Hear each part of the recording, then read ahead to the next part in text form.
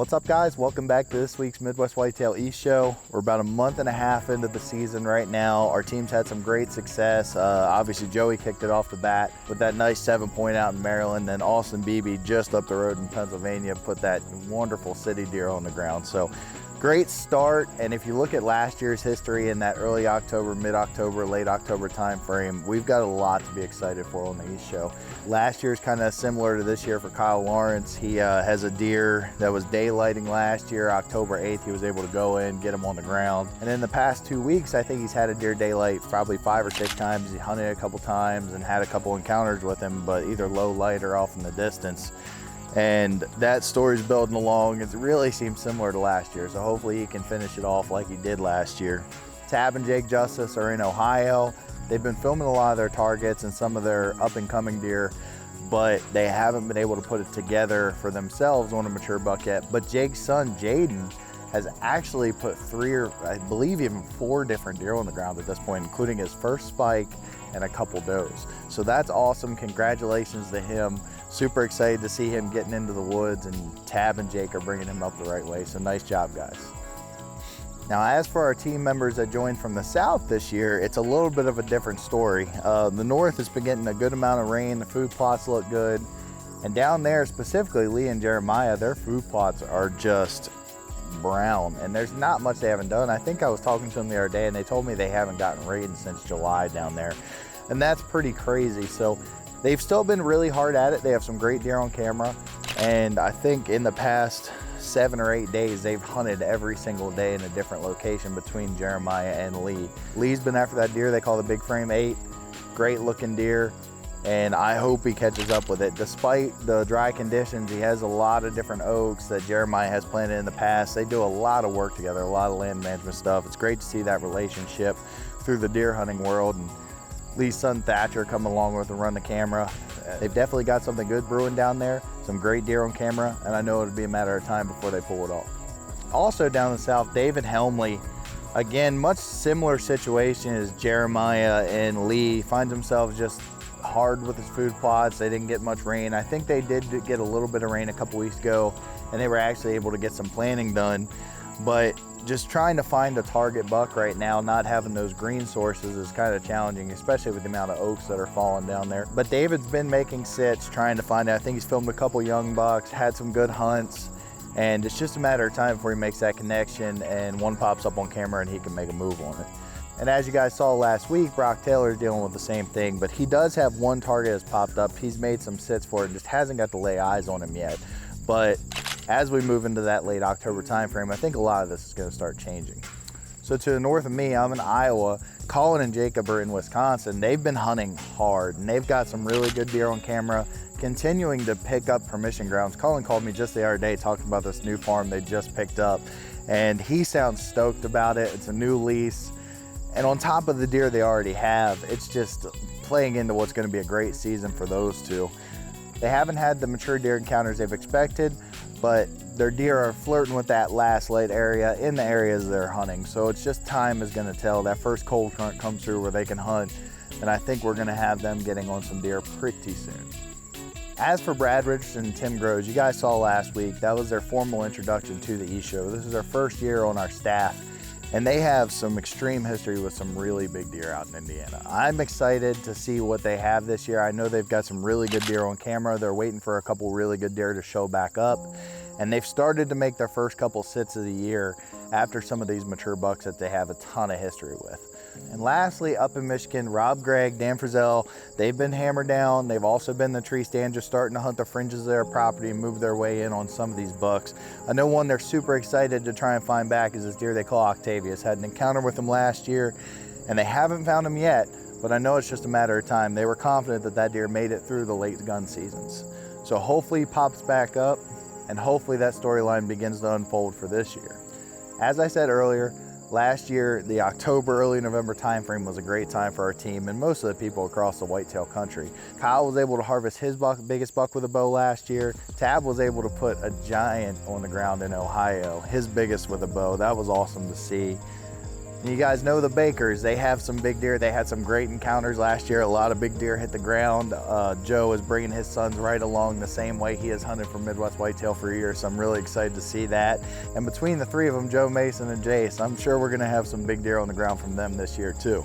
So with all that being said, on this week's show, we're gonna dive into 2 specific hunts, or a series of hunts, if you should say. Kyle, like I said earlier, he's been having fits with this deer daylighting and not quite getting on him, or him being behind brush and couldn't get the camera on him. And he has 2 encounters with him in the past couple days. And him and Joey got back in the stand there on Sunday night and almost got it done. So we'll bring that hunt to you guys. And then in Ohio, Jake, Tabb Justus, and new hunter Jaden, Jake's son, are out a ton this weekend. They filmed some great deer. They have a lot of fun together. Jaden also puts a couple deer on the ground. But some of these bucks that they see, they're not quite in bow range, but you're gonna see them. So that'll be at the end of the video. I hope you guys enjoy. 2023 is shaping up to be a great year. I know I said earlier that 2022 was our greatest year ever, but 23 is already off to a start that can beat that. So keep tuning in. We appreciate you guys' support, and thanks for watching Midwest Whitetail East.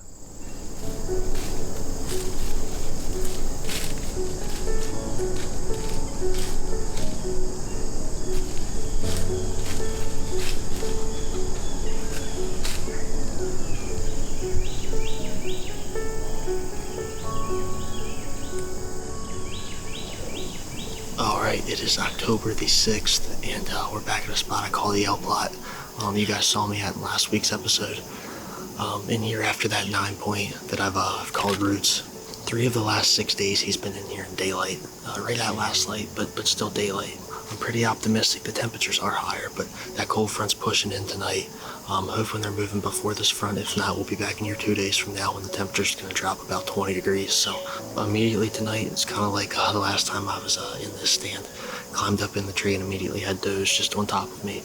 It's all these acorns falling around as tight as the stand is the bedding. They came in, moseyed around the pond here. My bow was hanging down, so they got a little weary of that, and they just ended up walking off, so I hope that didn't booger too much. Tonight we're hunting a little bit marginal of a wind, but I think back to just about every good deer I've killed with my bow, and the wind was a little questionable. Yeah, I mean, you want the deer to think that they have the advantage with that wind, so if that's the case, we're going to be in good shape. Hopefully he just doesn't get downwind. We'll see what happens.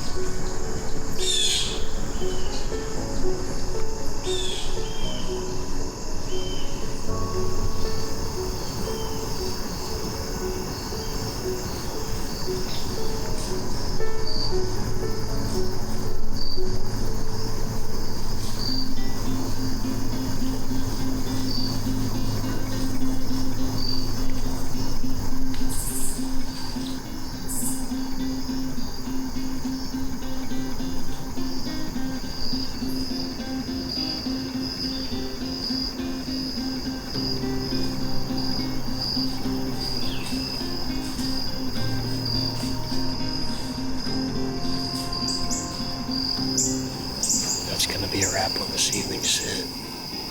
Saw a ton of does. Had one little small buck come in. You can probably hear I got a bunch of does right underneath of me right now, but I'm gonna leave a lot of this stuff in the tree, the arms and everything. And when that front moves through tomorrow, we'll be back in here on Sunday. Hopefully we'll get a shot at Roots.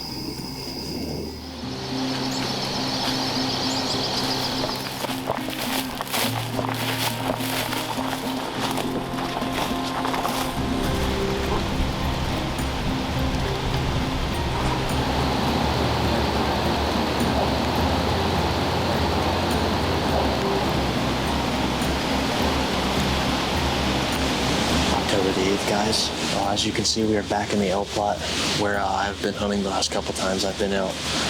After that 9 point I'm calling Roots. We actually had a picture of him last night, or this morning at 3:15, over my shoulder here on this rope scrape. So that makes 4 times in the last week he's been in this plot. So as you guys know, we had that front push in. So it went from 80 degrees 2 days ago when I was in here, and it's down to right now it's 57 when we got out of the truck to walk in. So I got Joey on the other side of the tree behind me filming tonight. Pretty optimistic for tonight with the front moving in, and good wind, everything, so we'll see what happens. We know he was in here this morning.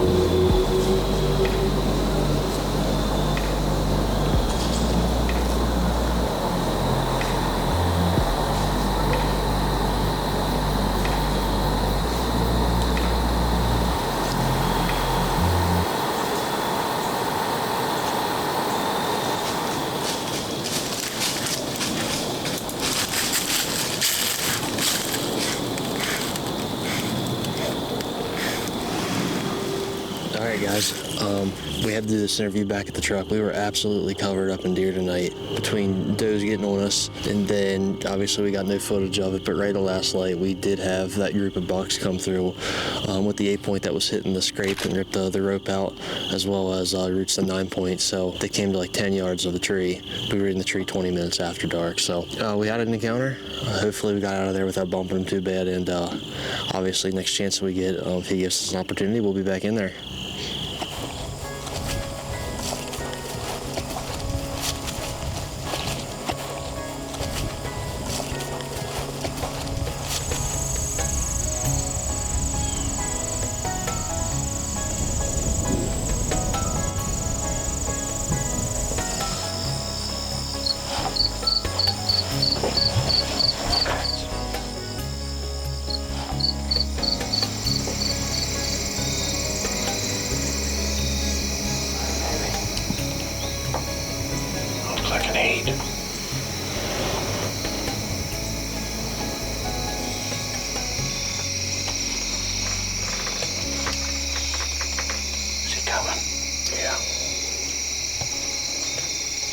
Yeah, that's Curly. Going to town there, isn't he? Yeah, he's making a scream.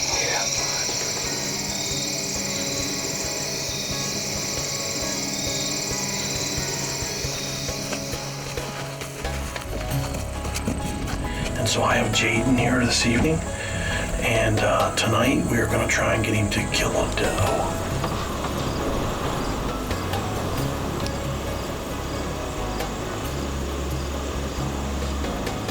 Well, good evening. It is October 7th, and we are back here at a blind that we called Old Faithful, and I am hunting a buck we call Limpy.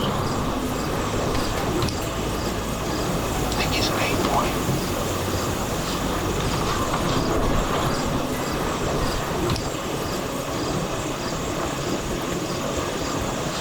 We're watching some does on the way back, and Limpy walked out, so we're hoping he'll come this way.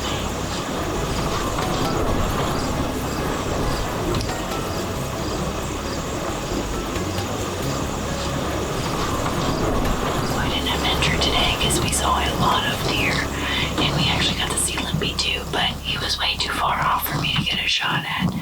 So we still have some does out here, but like I said, we're losing like daylight, so if I don't get a shot off, we have a great evening.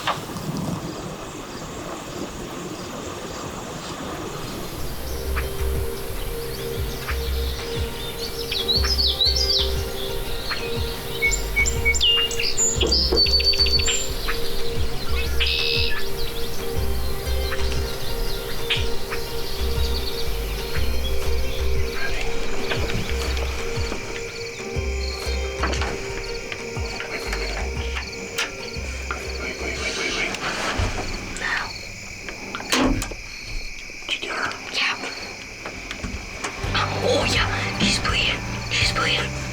Are you excited? Yeah. Man, that's cool. You see blood?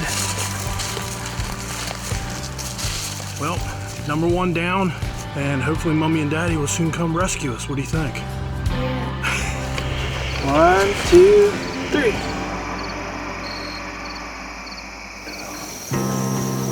Well, it's October the 8th, Sunday evening, and it's Jake's birthday, and he has graciously allowed me to be the hunter tonight. The wives and the kids and everybody are back home, and it's just Jake and I. It's the last evening that we're gonna have to hunt, and so we're back in the gap stand, and we're gonna settle in here. It's about 5 o'clock, so we have a little over 2 hours left here.